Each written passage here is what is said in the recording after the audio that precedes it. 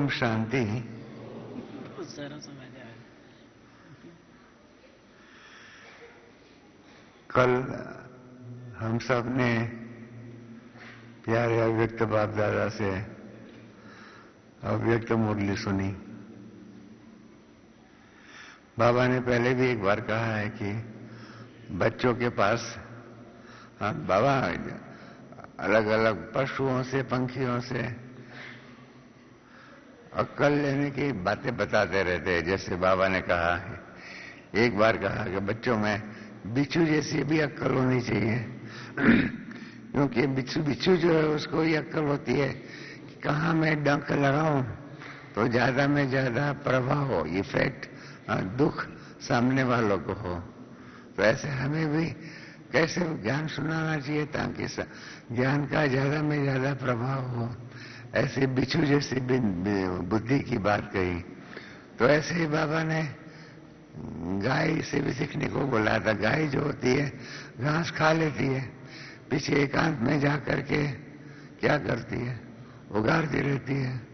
उसी प्रकार से बच्चों को भी जो भी मधुबन से यहाँ बैठ करके जो भी ज्ञान सुनते हैं उसका तो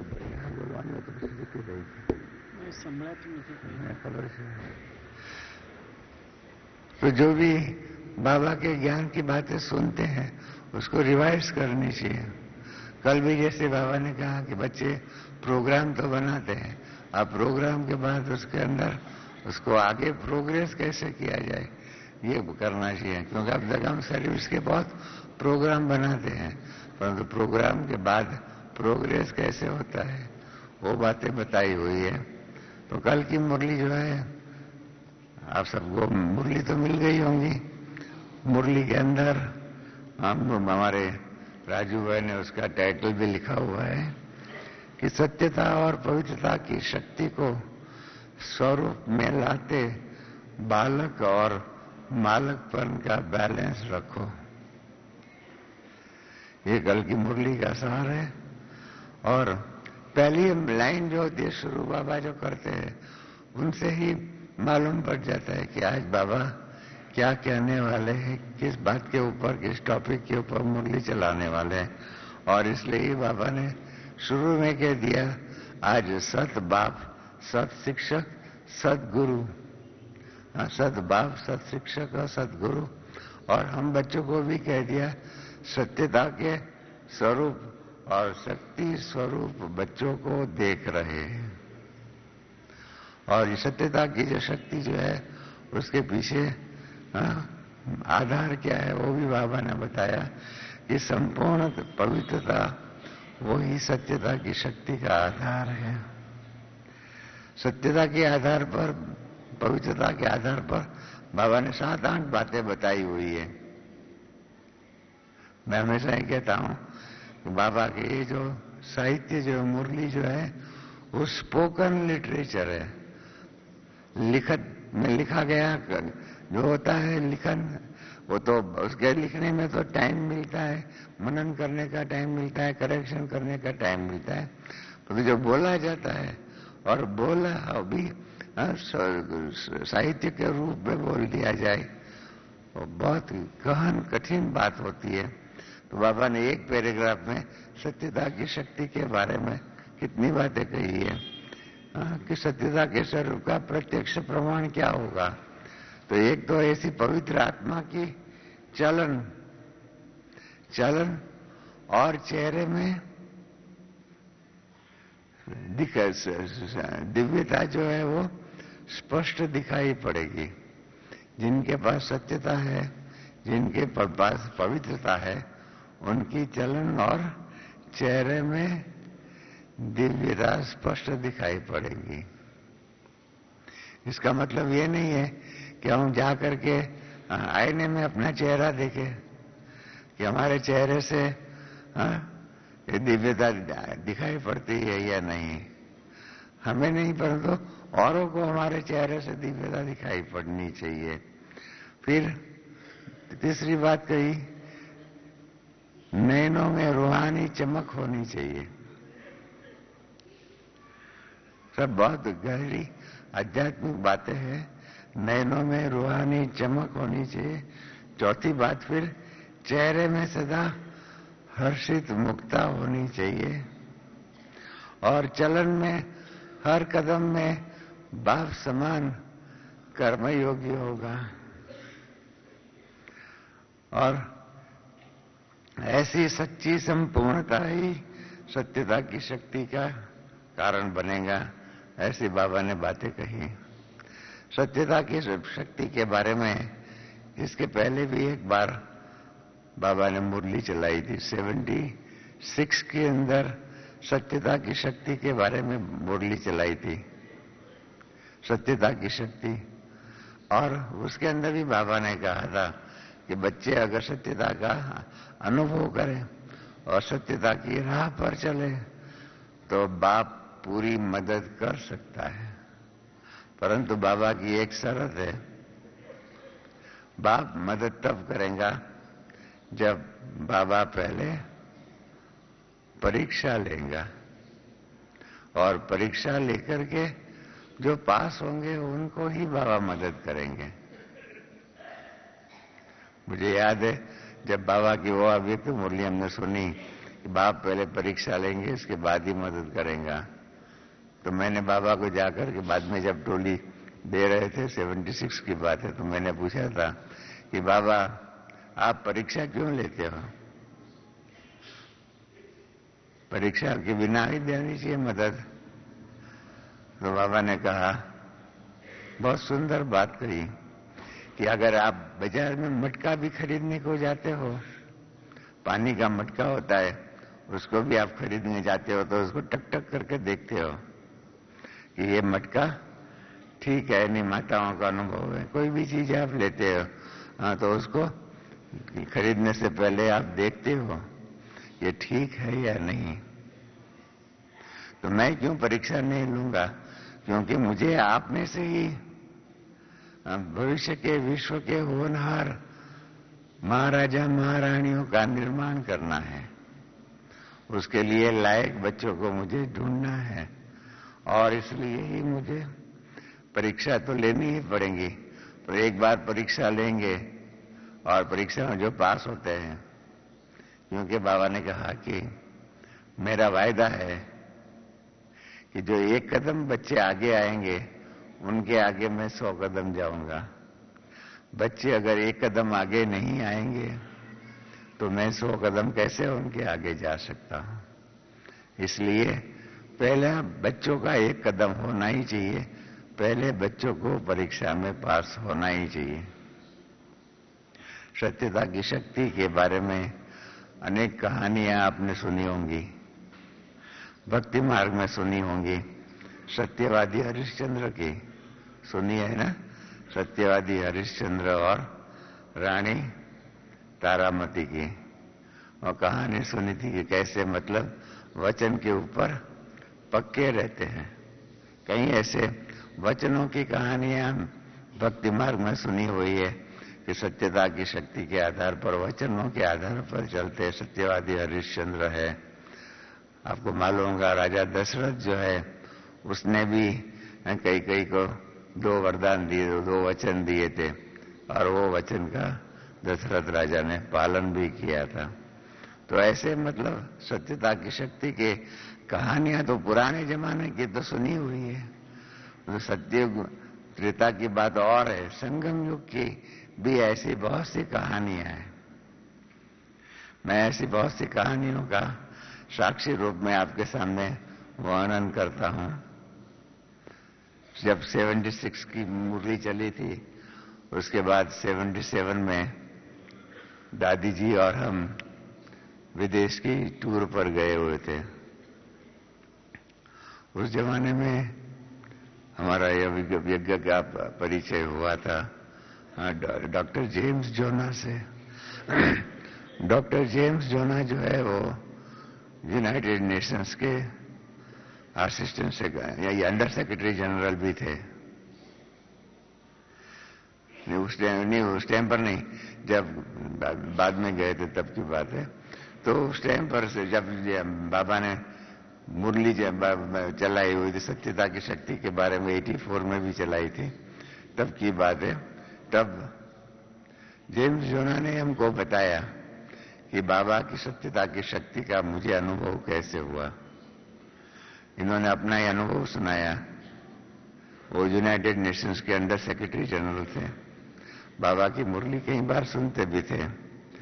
तो कई ऐसे कारोबार के कारण उनके विरुद्ध में फरियाद आई हुई थी संयुक्त राष्ट्र संघ के अंदर, यूएन के अंदर। तो एक कमेटी बनाई गई थी और कमेटी ने उनके बारे में रिपोर्ट करने के लिए नक्की किया था।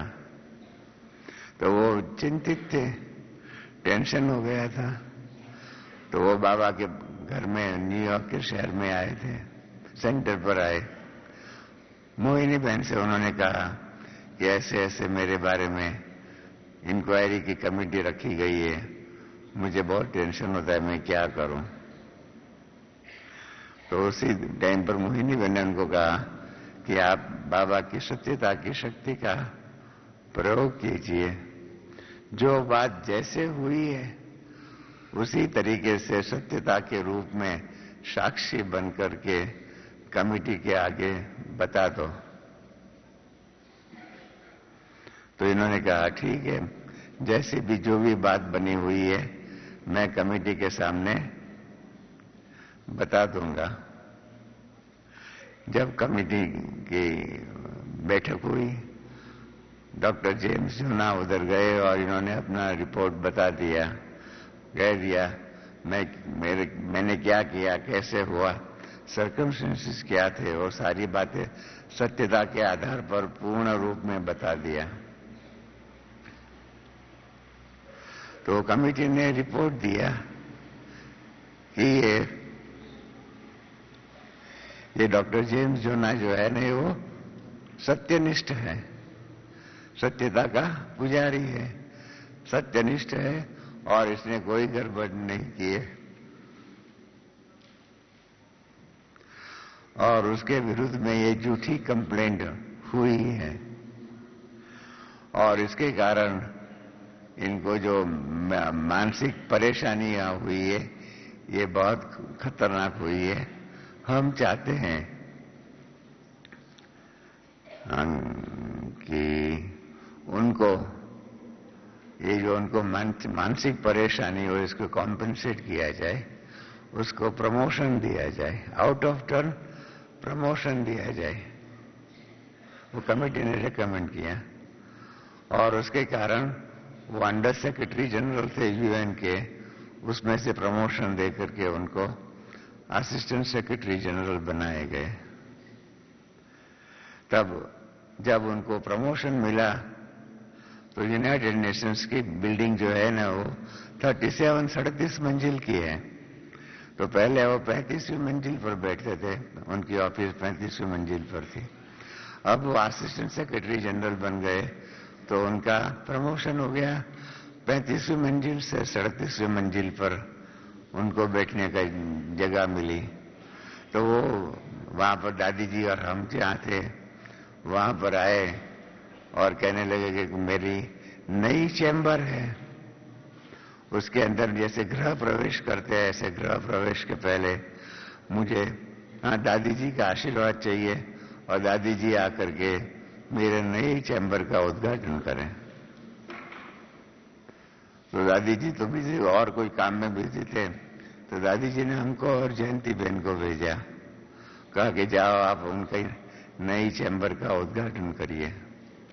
तो जब नई चैम्बर का उद्घाटन किया हम लोग गए, जयंती बहन और हम, तब इन्होंने बताया कि बाबा की सत्यता की शक्ति के आधार पर, शक्ति के प्रयोग के आधार पर मेरा ये प्रमोशन हुआ है।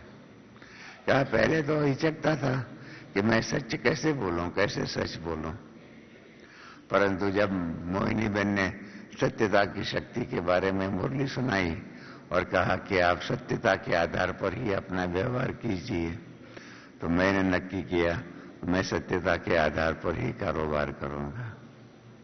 तो देखा गया है कि अगर हम सत्यता की बराबर उसी को आधार बना करके व्यवहार करते हैं।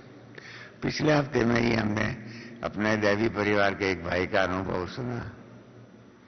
वो बिजनेस करते थे, गवर्नमेंट कॉन्ट्रैक्ट लेते थे। आप जानते हैं गवर्नमेंट कॉन्ट्रैक्ट के अंदर कई बार कईयों को कुछ न कुछ देना पड़ता है।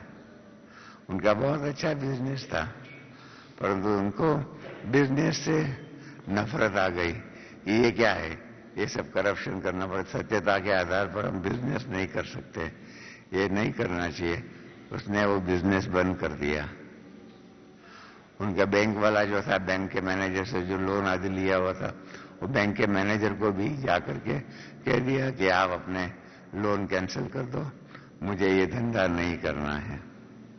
तो बैंक मैनेजर ने भी कहा कि आपका इतना फर्स्ट क्लास बिजनेस है, आप उसको क्यों छोड़ देते हो?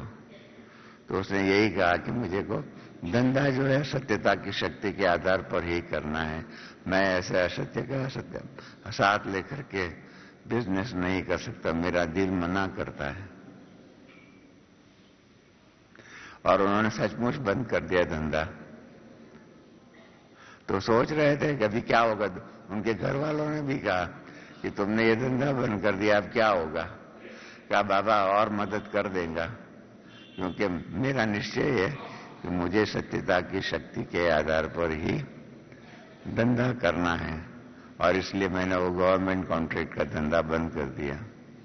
थोड़े ही दिनों में उनके बच्चों ने उनको कहा कि हम कंप्यूटर का ये करना चाहते हैं, सॉफ्टवेयर इंजीनियरिंग का प्रोग्राम बनाने का धंधा शुरू करना चाहते हैं। हम अमेरिका में रहेंगे, आप भारत में रह करके आप ये अपना कारोबार में मदद कीजिए। और इन्होंने कंप्यूटर बिजनेस शुरू कर दिया और बहुत ही अच्छा, आज भी वर्ल्ड सेटल हो गया। कारण यही है कि सत्यता की शक्ति का अनुभव अपने जीवन में किया। ऐसे ही दूसरा भाई अपना मिला, वो गवर्नमेंट सर्विस में थे, इंजीनियर थे, असिस्टेंट इंजीनियर। वो इंजीनियर असिस्टेंट इंजीनियर के रूप में मेरे पास आए, कहने लगे कि हमें तो गवर्नमेंट में काम करना पड़ता है, पैसा कॉन्ट्रैक्टर लोग देते हैं, हम नहीं लेते हैं। हम नहीं लेते हैं तो हमारे ऊपर वाले नाराज होते हैं, हमारे ऊपर वाले नाराज होते हैं, कॉन्ट्रैक्टर भी नाराज होता है। हमारे ऊपर वालों ने हमको धमकी दे दिया है, वो कह दिया है आप या तो करप्शन में पैसा लो या तो रिजाइन करो, और या तो हम आपकी हत्या कर देंगे। तीन ही बातें, चौथी कोई बात आपके लिए नहीं है। तो मुझे कहने लगे मैं क्या करूं? मैंने कहा आपके अंदर कितनी ताकत है सत्यता की शक्ति के आधार पर चलने का? कहता नहीं, मेरे को तो बाबा के ऊपर पूरा ही विश्वास है। मैंने कहा बाबा पर पूरा विश्वास है तो सत्यता की शक्ति के आधार पर नौकरी छोड़ दो, उसमें क्या हो गया? नौकरी छोड़ देंगे तो बाबा दूसरा सहारा देंगे। लौकिक दुनिया के सहारे छोड़ेंगे तो बाबा का सहारा मिलेगा, बाकी लौकिक दुनिया के सहारों को पकड़ के रखेंगे तो बाबा का साथ नहीं मिलेगा, सत्यता का साथ नहीं मिलेगा।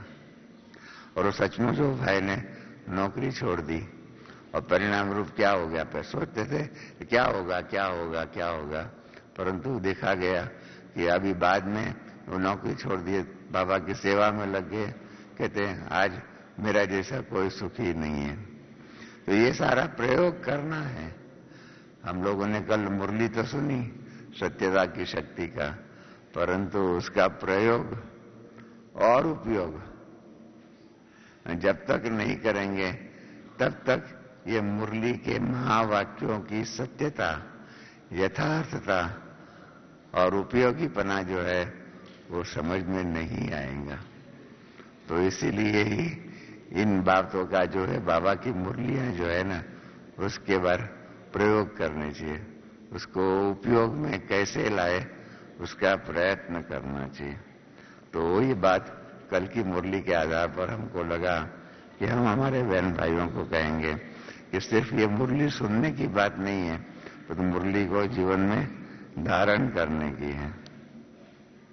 और बाबा ने ये भी कल बहुत सुंदर ये बात कही कि हमारे जैसी पवित्रता जो है, जो हम धारण करते हैं, हमारे जैसी पवित्रता कि हमारा आत्मा और शरीर दोनों पवित्र हो, ऐसा दुनिया के अंदर, आज की दुनिया के अंदर और किसी को भी नहीं मिलता है। क्योंकि सबको जो शरीर मिलता है वो अपवित्रता के आधार पर मिलता है।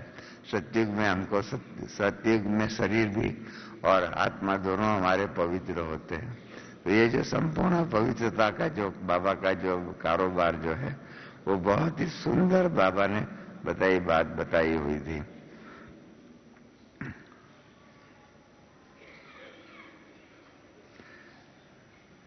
और बाबा ने जो कल एक बहुत सुंदर एक बात कही, पवित्रता की बात। दुनिया में भी हमको पवित्रता सिखाते हैं, परंतु बाबा ने कल कहा सपने में भी पवित्रता। ये बहुत सुंदर गहरी बात है कि सपने में भी पवित्रता। आप में से जिन्होंने भक्ति मार्ग में विवेकानंद को पढ़ा हुआ होगा और भी कई लोगों को आपने पढ़ा हुआ होगा, तो सभी पवित्रता के ऊपर बहुत सी बातें लिखी हुई है। परंतु सबने एक बात कही है कि सपने में पवित्रता पालन करना बहुत कठिन बात है। सपने में अपवित्रता हो जाए, सपने गंदे आ जाए तो चल सकता है। ऐसे विवेकानंद आदि ने भी ये बात कही हुई है। तो बाबा कहते हैं नहीं, सपने में भी अपवित्रता का अंश आपके अंदर नहीं होना चाहिए।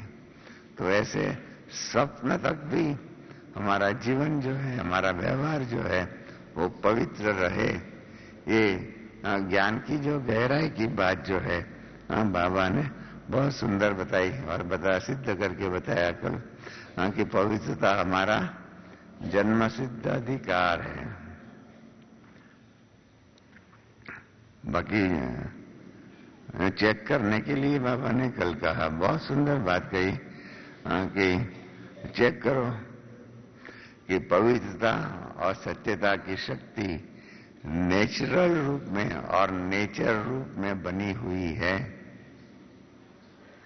नेचुरल और नेचर रूप में पवित्रता होनी चाहिए। स्वप्न में भी कहां पर भी हमारे अंदर पवित्रता का अंश भी नहीं आना चाहिए।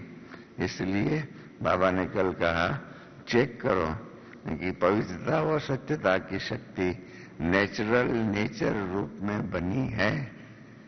कल बाबा ने बहुत सी बातों का होमवर्क दिया हुआ है, ये चेक करने को कहा। नेचुरल और नेचर रूप में हमारे पास पवित्रता आई हुई है।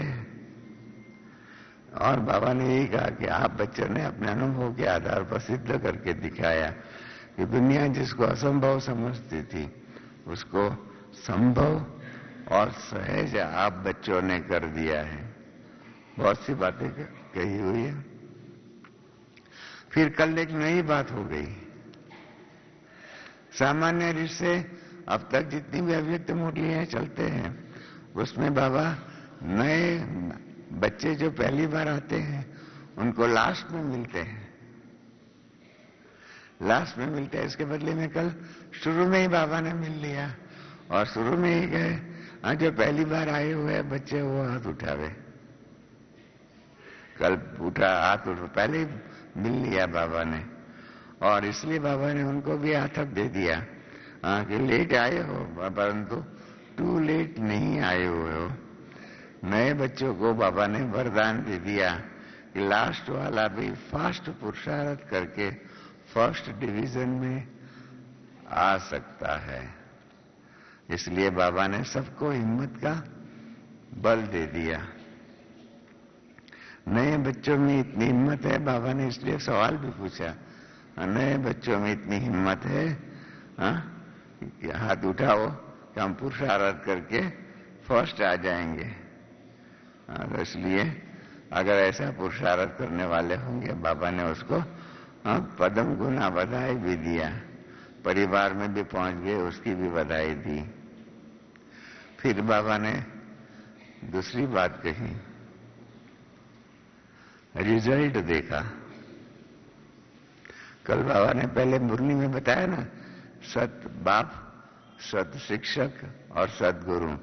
सत बाप के रूप में सत्यता के परिचय की बातें बताई। अब शिक्षक के रूप में क्या बातेंगे? आप जानते हैं शिक्षक का धंधा ही है, कारोबार ही है परीक्षा लेने का। आप सब यहां बैठे हुए, आप सबको शिक्षकों का अनुभव है, कहीं तो खुद शिक्षक बने हुए होंगे, और शिक्षक हमेशा ही परीक्षा लेते हैं। तो कल बाबा जो परम शिक्षक भी है, उन्होंने भी हमारा ये परीक्षा लिया है, उसका रिजल्ट बताया। रिजल्ट के अंदर बाबा ने क्या देखा वो बाबा ने बताया। मैंने कल मुन्नी बहन को कहा कि आप बाबा से पूछो कि आपने क्या देखा, हमारा रिजल्ट वो तो आपने बताया। परंतु कल बाबा एक बात के ऊपर साइलेंट रहे। आप सबने नोट किया हुआ होगा, आप सबने नोट किया है या नहीं मुझे मालूम भी नहीं है। आप सबने नोट किया, बाबा ने जो कहा कि दादी के साथ एक रिजल्ट देखी। बाबा ने अपना रिजल्ट बता दिया कि आपने बाबा ने क्या देखा, अपना रिएक्शन बता दिया। परंतु बाबा ने दादी का क्या रिएक्शन था हमारा रिजल्ट देख करके वो नहीं बताया। आपने नोट किया? हाँ, कल मैंने मुन्नी बहन को कहा, मुन्नी बहन आप बाबा से इसके बारे में पूछिए कि आप दादी ने क्या रिजल्ट देख करके हमारे बारे में क्या कहा, वो पूछिए। मुन्नी बहन कहा नहीं नहीं मैं ये नहीं पूछूंगी, आप पूछो। मैंने कहा नहीं आप पूछो, क्योंकि दादी के साथ आपका ज्यादा गहरा कनेक्शन था, आप पूछिए। तो कल ये बात रह गई है। हाँ, पर दूसरी बात बाबा ने दादी के बारे में बताई, वो तो आगे चल करके उषा बहन बताएंगे। हम बाकी बाबा ने मालक सो बालक और बालक सो मालिक की बहुत सुंदर बातें कही। हाँ, दो बातें जो कही ना, हाँ, कि बाबा के आपके बाबा के खजाने के आप मालिक हो। हम बाबा का खजाना क्या क्या है वो भी बाबा ने आप सबको बता दिया। हाँ, कि बाबा का खजाना क्या क्या है। हाँ, बाबा ने कहा कि आप बच्चे मेरा बाबा मेरे बाबा कहते रहते हो, और मेरा बाबा शब्द नहीं निकला है तब तक आपका ज्ञान का प्रभाव भी नहीं पड़ता है। प्रभाव जो भी सेवा करते हो, भाषण करते हो, कोर्स कराते हो, भिन्न भिन्न टॉपिक भी कहते रहते हो, उन सब के अंदर बाबा बाबा बाबा का शब्द का प्रयोग नहीं करते हो तब तक पूर्ण रूप में प्रभाव नहीं पड़ता है। और सच्ची सेवा का प्रत्यक्ष प्रमाण और प्रत्यक्ष स्वरूप यही है कि सुनने वाले भी यह अनुभव करें कि मैं भी बाबा का हूं, उनके मुख से भी बाबा बाबा बाबा बाबा शब्द निकले। सिर्फ कोई ताकत है, कोई ऐसी ताकत है यहाँ, ऐसी बात नहीं, परंतु बाबा बाबा शब्द निकले, इतने तक मेहनत करना है। बाबा ने जो कल कहा बालकपन का नशा तो सब में है, परंतु मालिकपने का नशा जो है ना, वो नशा जो है और निश्चय जो है वो नंबरवार है। मालिकपन का जो प्रैक्टिकल चलन जो होनी चाहिए और चेहरे में भी जो नशा होना चाहिए वो कम दिखाई पड़ता है। तब मैंने मन में कहा अरे बाबा कईयों के अंदर तो हम मालिक नहीं होते भी इतना रुआब होता है, इतना रुआब होता है, अगर से समझते हैं कि खुद ही हम सारे यज्ञ का या सारी दुनिया के मालिक हैं। वो नकली रुआब नहीं, बाबा असली रुआब की बात करते हैं। मालिकपन की चलन और चेहरे से वो असली नशा दिखाई देना चाहिए, वो कम दिखाई पड़ता है। हाँ? बाबा ने जो बाबा ने जो खजाना दिया हुआ है उसके बारे में बाबा ने बताया कि बाबा ने सबको खजाना एक समान दिया हुआ है, किसी को कम किसी को ज्यादा ऐसा नहीं दिया है। लौकिक दुनिया के गुरु ऐसे करते हैं, आपको मालूम होगा महाभारत जिन्होंने पढ़ा होगा उसके अंदर द्रोणाचार्य की कहानी है कि द्रोणाचार्य जो है वो अपने बेटे अश्वत्थामा को ज्यादा सिखाते रहते थे, उनको आगे रखते थे। और इसके कारण अर्जुन समझ गया कि ये अश्वत्थामा को सिखा रहे हैं, तो वो भी अश्वत्थामा के साथ साथ जाकर के अश्वत्थामा के साथ द्रोणाचार्य के पास जाकर बैठ जाता था और उसने भी धनुर्विद्या की बातें सीख ली। तो ये कहानी यहाँ है। तो यही बाबा कहते हैं कि मैंने सबको एक समान दिया है, किसी को ज्यादा, किसी को लाख दिया, किसी को 1000 दिया, ऐसा नहीं। बाबा ने सबको एक समान दिया हुआ है। खजाने बाबा ने कहा हुआ है मैंने बेहद का दिया क्योंकि मेरे पास बेहद का खजाना है। और सबको ही एक जैसे और एक जितना ही दिया है।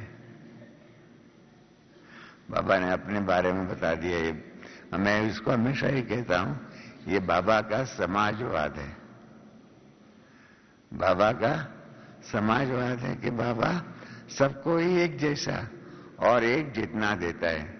इक्वालिटी समाजवाद में क्या होता है? Equality of opportunity, equality in all senses, ऐसा होता है समाजवाद। तो ये बाबा का समाजवाद है कि बाबा सबको एक समान तक देता है, एक समान आगे बढ़ाने के ज्ञान की बातें सुनाता है। ऐसा नहीं कि किसी को ज्यादा किसी को कम। तो ये बहुत सुंदर बात है। आज हमारे पास समय नहीं है कि बाबा का समाजवाद क्या है। दुनिया का समाजवाद आप जानते हैं, तो बाबा का समाजवाद उसको भी समझना चाहिए। हाँ, बाबा ने कल फिर बाबा ने अपना भी नशा दिखाया कि मैं ऐसा बाप हूं कि जिसका हर एक बच्चा राजा बच्चा है। देखो दुनिया में भी होता ही है। हर एक बाप को अपने बच्चे का नशा होता ही है।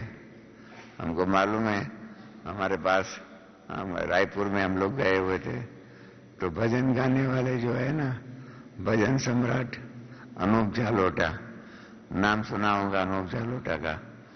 उसके पिताजी जो है पुरुषोत्तम झालोटा, उनको हम लेके गए थे रायपुर में। वहां फंक्शन में उनके भजन के प्रोग्राम रखे हुए थे हमारे ओम प्रकाश भाई ने। तो वहां पर पुरुषोत्तम झालोटा की प्रेस कॉन्फ्रेंस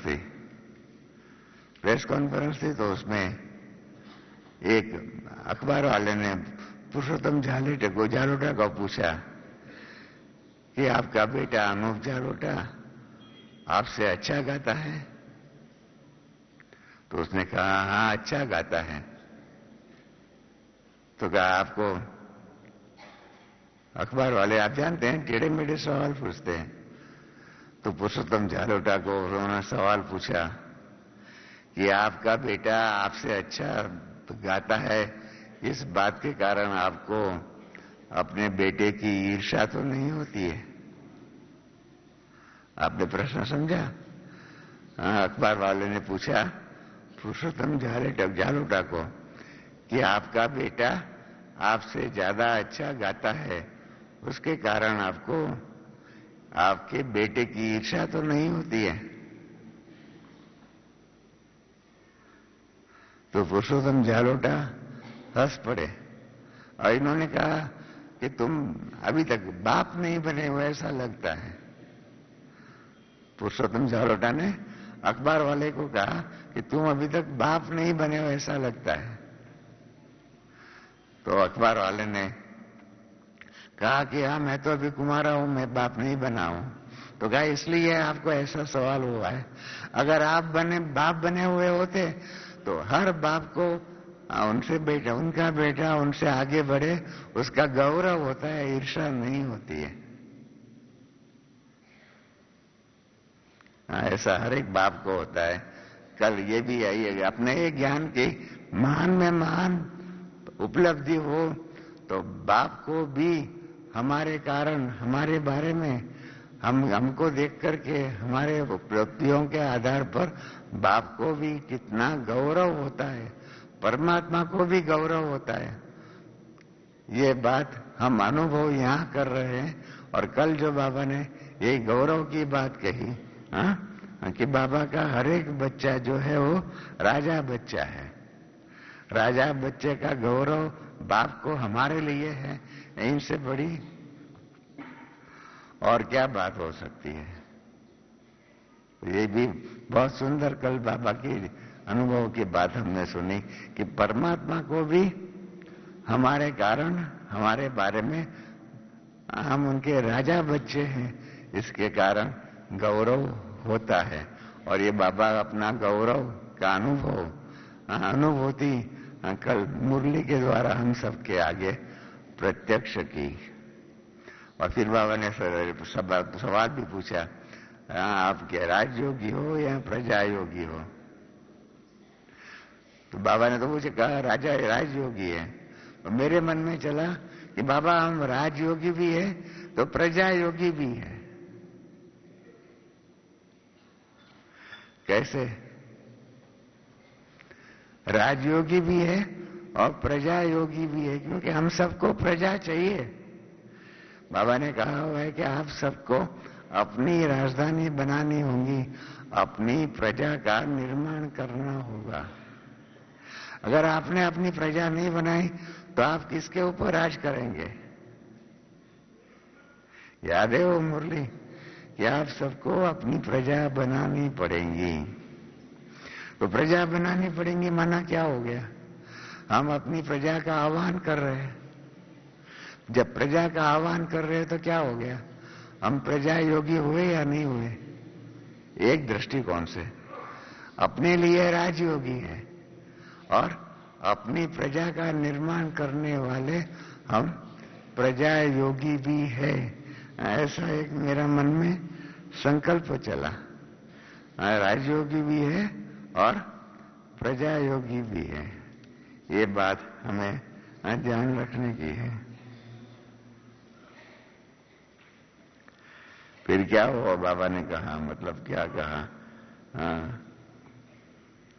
मालिकपन का नशा कम हो जाता है, क्योंकि मालिकपन के आधार पर स्वराजपन की बात होती है, उसके कारण समस्याएं खड़ी होती है। जब हम मालिकपने का नशा भूल जाते हैं तब बाबा ने कहा हमारे सामने समस्या आती है।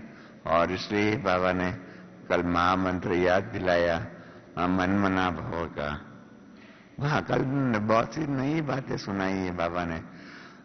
मन मना भव, बाबा ने कहा वो ठीक है, तन मना भव नहीं है और धन मना भव भी नहीं है। कल इसके पहले सुना था कभी? तन मना भव और धन मना भव, ये दोनों कल नए शब्द बाबा की डिक्शनरी में हम सब ने सुने। तन मना भव, तन बाबा का नहीं, मन मना भव, मन बाबा में लगाना है। तन मना भव और धन मना भव नहीं है, मन मना भव ही है। अगर स्वराज्य का मालिक है तो मन का मालिक है। मन का मालिक माना मन आपका कर्मचारी है, राजा। मन आपका राजा नहीं है, आप अधिकारी हो और मन आपका सेवक है। वो सारी बातें बाबा ने बताई हुई है। और इसलिए बाबा ने आगे भी कहा, मन जीते जगत जीव है, वो भी सुनाया हुआ है। और मालिक के रूप में बाबा ने कहा कि अपने कर्मेंद्रियों का अधिकारी बनो। इसके लिए क्या करो? हमारी पने का, अधिकारी पने का वो हमारे में नशा बढ़े, इसके लिए योग के अंदर बाबा ने करेक्शन बताई। अब तक हम क्या करते हैं? योग में बैठते हैं, मैं आत्मा हूं, मैं परमात्मा की संतान हूं, उसी नशे में बाबा की याद में बैठते हैं। कल मालिकपन का नशा डेवलप करने के लिए बाबा ने कहा, मैं क्या करो? योग में क्या करो? कि मैं अधिकारी आत्मा हूं।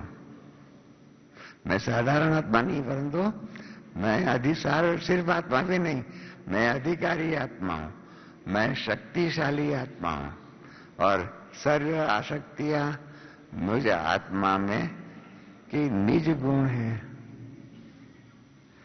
जो हूं मैं जैसा हूं, उसको नेचुरल स्वरूप में चलना, रहना और चेहरे से अनुभव हो।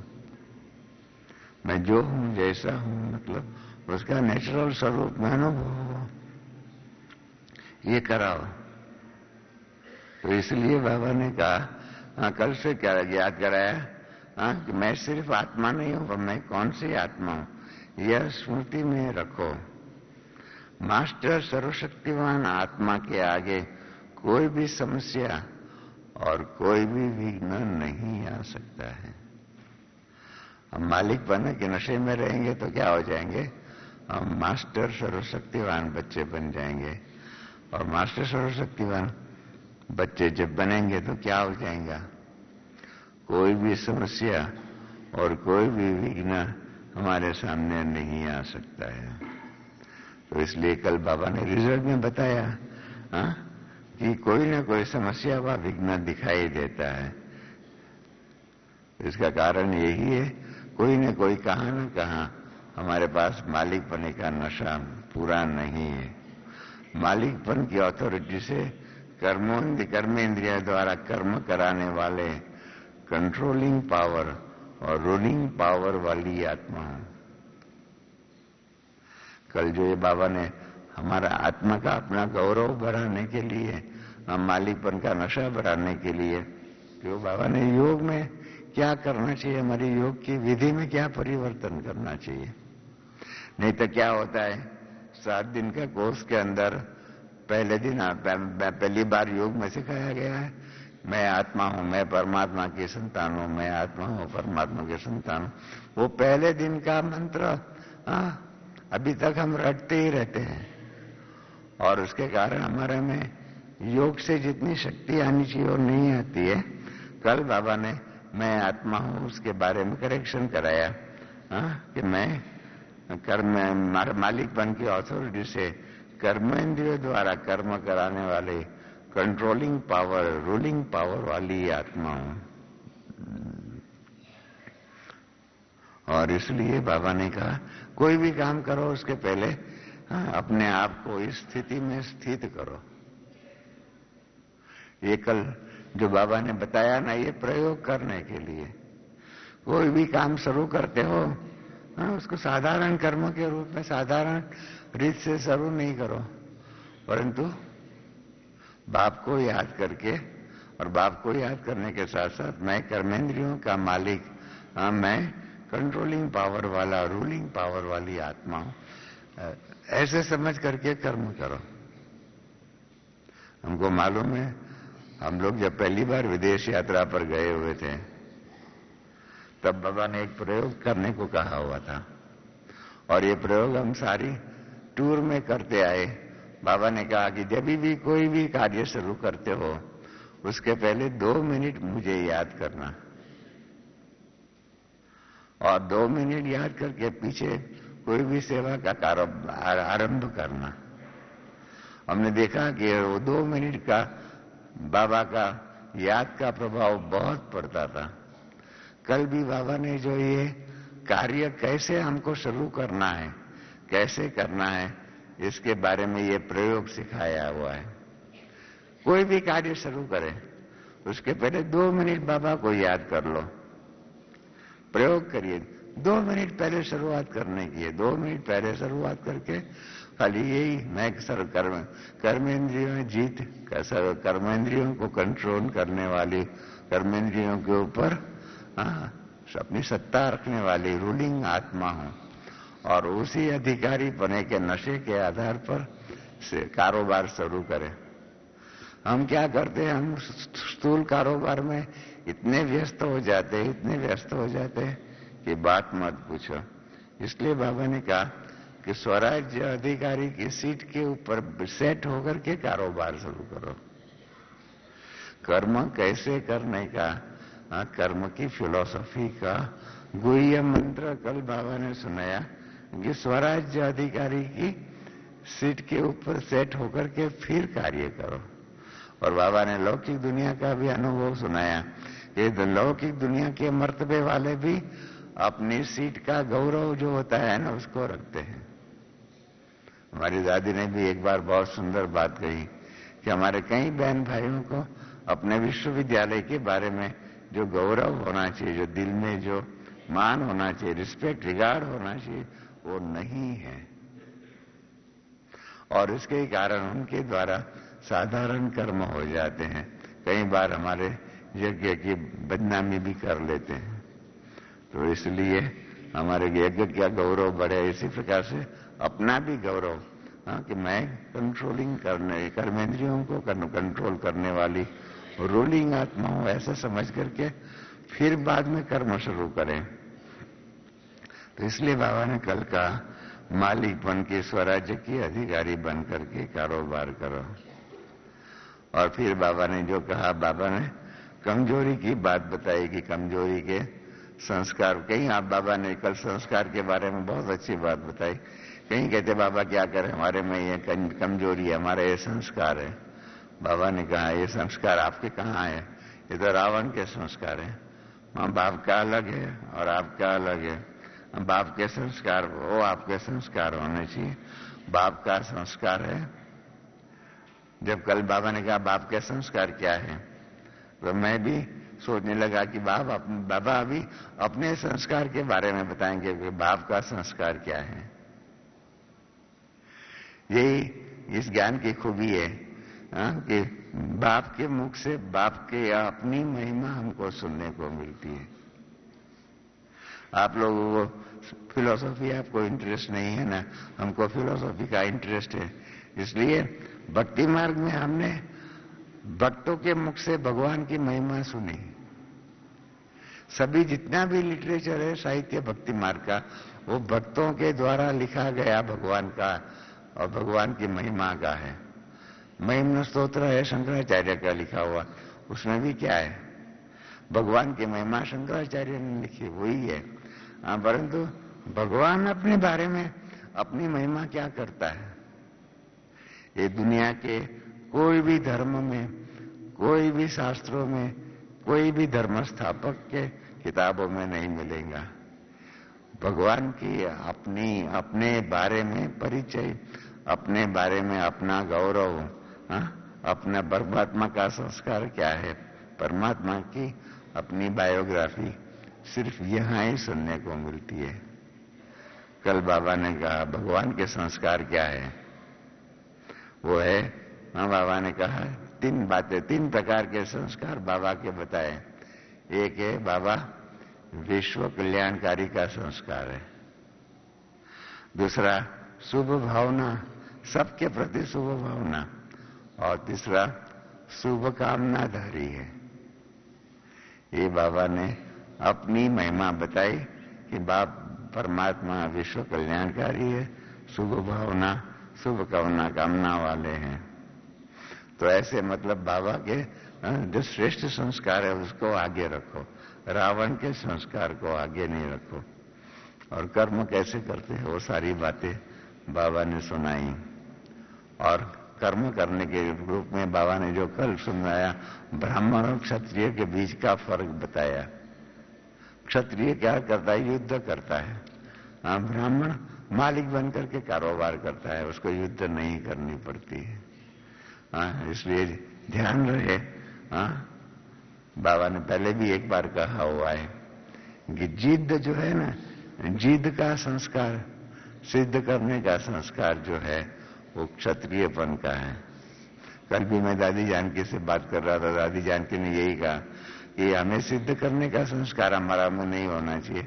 ड्रामा अपने आप सिद्ध करेगा, बाबा अपने आप सिद्ध कराएगा। हम क्यों संस्कार के रूप में, क्षत्रिय रूप में बन करके हम क्यों युद्ध करें? युद्ध करना ये ब्राह्मणों का संस्कार नहीं है। इसका मतलब ये नहीं कि हम माया के साथ युद्ध ना करें, इसका माया के गुलाम बन जाए, ये भी नहीं है। ये अलग गलत समझना नहीं। तो इसलिए हम बाबा ने कल फिर से भी आखिर में भी रिजल्ट यही बाबा ने बताया। रिजल्ट में यही कहा बार बार कि मैं कौन हूं यह स्मृति में लाओ। और अगर मैं कौन हूं ऐसी स्थिति में रह करके काम करेंगे तो क्या होगा? समस्या का नाम, विघ्न का नाम। हाँ, देखो कितनी बातें निकल जाएगी। समस्या आ जाए वो सब निकल जाएंगे, विघ्न निकल जाएंगे, हलचल निकल जाएंगी, व्यर्थ संकल्प निकल जाएंगे, व्यर्थ कर्म निकल जाएंगे, व्यर्थ संबंध निकल जाएंगे, व्यर्थ स्मृति खत्म हो जाएंगी। इतनी बातें अगर हम स्मृति स्वरूप बन करके, मैं सर्वशक्तिवान बाप की संतान हूं, मैं कर्मेंद्रियों के ऊपर कंट्रोल करने वाली आत्मा हूं, रूलिंग पावर, कंट्रोलिंग पावर वाली आत्मा हूं, तो क्या हो जाएगा? रिजल्ट में क्या होगा? समस्या खत्म हो जाएंगे, विघ्न खत्म हो जाएगा, हलचल खत्म हो जाएंगी, संगत संकल्प खत्म हो जाएगा, व्यर्थ कर्म खत्म हो जाएगा, व्यर्थ संबंध खत्म हो जाएगा और व्यर्थ स्मृति भी खत्म हो जाएंगी और औरों के भी आप सब ये सारी कराएंगे। तो इसलिए कल बाबा ने दृढ़ संकल्प का हाथ उठवाया कि मैं कंट्रोलिंग, कर्मेंद्रियों को कंट्रोल करने वाली, रूलिंग पावर वाली, कंट्रोलिंग पावर वाली आत्मा हूं। फिर बाबा ने कल एक सवाल पूछा। हर बार बाबा, पहले हम बाबा को सवाल पूछते थे, विनाश कब होगा, डेट विनाश के बताओ। बाबा ने हमारे ऊपर छोड़ा होगा, आप बच्चे बताओ आप कब तैयार हो जाएंगे। इसके अंदर बाबा ने हर एक को कल बहुत सुंदर एक बात कही है। बाबा ने कहा हर एक अपने पुरुषार्थ की यथाशक्ति, हर एक अपने पुरुषार्थ की यथाशक्ति प्रमाण, अपने नेचुरल चलने की या उड़ने की विधि समान अपनी डेट संपन्न बनने की खुद फिक्स करो। मैं इतने समय में संपूर्ण हो जाऊंगा। चाहे आप चलते रहो, उड़ते रहो, जो भी करना हो आपके ऊपर है। तो हर एक को अपनी संपूर्णता की डेट फिक्स करनी है। वो बाबा ने कल हम बच्चों को सुनाया। बाकी बाबा ने कल दूसरा भी टाइटल हम बच्चों को दिया, गोल्डन चांसलर हो, वो भी बताया। कल दूसरी भी एक नया शब्द बताया। बाबा ने बताया मन की डांस, माइंड की डांस। जब बाबा ने मन की डांस बोला ना तो बराबर कल सुनने में नहीं आता, तो पहले मैंने को लगा ये मंकी डांस क्या होता है। मंकी समझते हैं, बंदरों की डांस।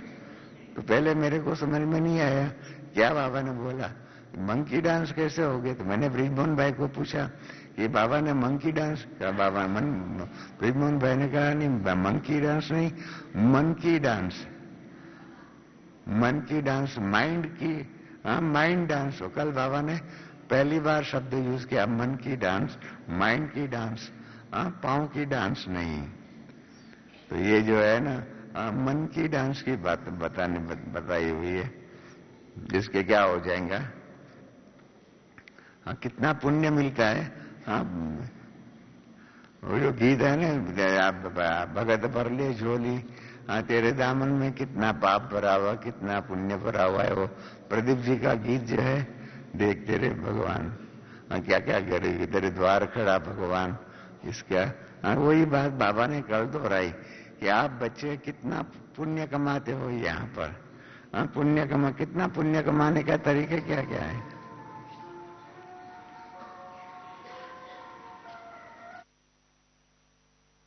ओम शांति।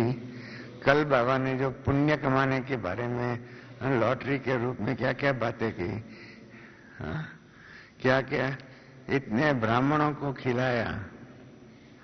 भक्ति मार्ग में हम खाली ब्राह्मणों को खिलाने की बात कोई पुण्य समझते हैं। कल बाबा ने पुण्य प्राप्ति का, पुण्य की कमाई का तरीका विस्तार से बताया। ब्राह्मणों को खिलाया, फिर संभाला, संभालने का भी पुण्य होता है। सिर्फ खिलाने का पुण्य नहीं, संभालने का भी पुण्य। फिर तीसरा बताया क्लास कराया, क्लास कराने का भी पुण्य है, वो भी कमाई है। फिर रिफ्रेश किया। इतने लोग जो यहाँ आए, इतने का किया तो उसको रिफ्रेश किया, वो भी पुण्य है। नए नए पुण्य कमाई, पुण्य कर कमाई करने के बाबा ने तरीके बताए। तो इसलिए लॉटरी की बात भी बाबा ने बताई, वारिस की भी बातें बताई। आगे का कारोबार जो है ना भी उषा बहन आपको बताती है। ओम शांति। हाँ, डबल विदेशी करो। अभी डबल विदेशी से जो बात किया ना, वहां से आगे की बात बाबा को उषा बहन सुनाएंगे।